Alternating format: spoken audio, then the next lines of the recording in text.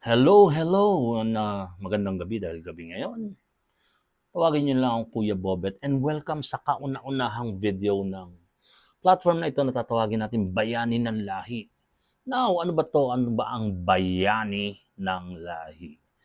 So, isa siyang channel, isa siyang platform, and actually, wala pa tong followers. No? This is the very first video. Pero I'm confident, I'm very sure na dadami tayo dito. Dahil ang Bayani ng Lahi ay para sa mga OFWs, no? So itong platform channel, isang instrument for expression, and later on, no, the plan is para maging isa itong legitimate na organization for the purpose of providing an outlet, no, a channel for OFWs para marinig ang kanilang actual concerns. Kaya nga ang tagline nito is for OFWs by OFWs. Bakit? Kasi napakaraming organization, no? Napakaraming mga ahensya, no?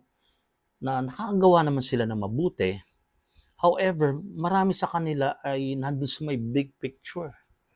Maraming mga sitwasyon and mga concerns ang mga OFWs na hindi nadidinig kasi hindi nila alam, no? Tumatakbo yung kanilang organization, yung kanilang mga plataforma, pero yung totoong hinaing ng mga OFWs, yung iba, yung mga ibang totoong hinaing ng mga OFWs ay hindi nadidinig, no? Kasi nga hindi sila OFW. So dito na rin sa platform na to ay magkakaroon ng sharing of experiences, ng knowledge, mga kwentong OFW, no? Na galing mismo first hand sa mga OFWs, no? Ay mga sample nito, halimbawa, mga nawawalang gamit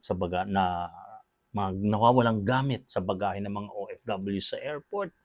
Ano bang dapat gawin doon? No, mga illegal na paghawak ng passports ng employers ng OFWs. Matagal ng problema yan, dekada na. No? Ewan ko kung meron pang escort system, no? Kasi nga OFW din ako, no? Naging OFW din ako for almost 15 years. Mga days off na nababaliwala. Iba yung kontrata rito. Pagdating doon, iba na yung magiging usapin. Balik bansa programs, no? Ano ba yung gagawin ng OFW pag bumalik ng Pilipinas? Kasi hindi naman porke nakaipon, may perang dala, nakaipon ng gamit na pang negosyo, nag-decide na magnegosyo, ay handa na. No, in reality, pagdating sa business, ito yung statistics, no? Bago mag-succeed ang isang negosyante ay 9 times muna nag-fail. Yes, ano yun, katotohanan yun, no? Statistics yun. No?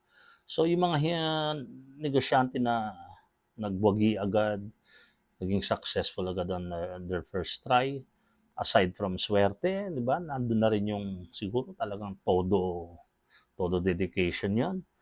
Pero yun lang nga, yung statistics, ang bilang is 9 businesses, 9 attempts bago maging successful ang isang negosyante. So imagine that, kung ikaw OFW ka, tapos uuwi kang Pilipinas, may dala kang pera. Either isa or dalawang beses lang ang trial mo, mauubos ka na. Baka doon sa may unang popondohan mo pa lang na negosyo na hindi maganda pangyari, tapos na. Kaya yung iba, endless cycle eh. Mag-abroad, magtatrabaho abroad, mag-iipon, uuwi, magne-negosyo, hindi magiging okay ang negosyo, and then mag-abroad ulit para mag-ipon ulit, no? Take 2, kasi uuwi na naman, hanggang nagiging endless, rootless cycle siya. So, isa yun sa mga sana'y mapag-usapan natin dito sa ating platform na Bayani ng Lahi, no? For OFWs by OFWs. Tingnan natin kung anong kalalabasan nito. Kuya Bobet po, nagsasabing salamat and mabuhay.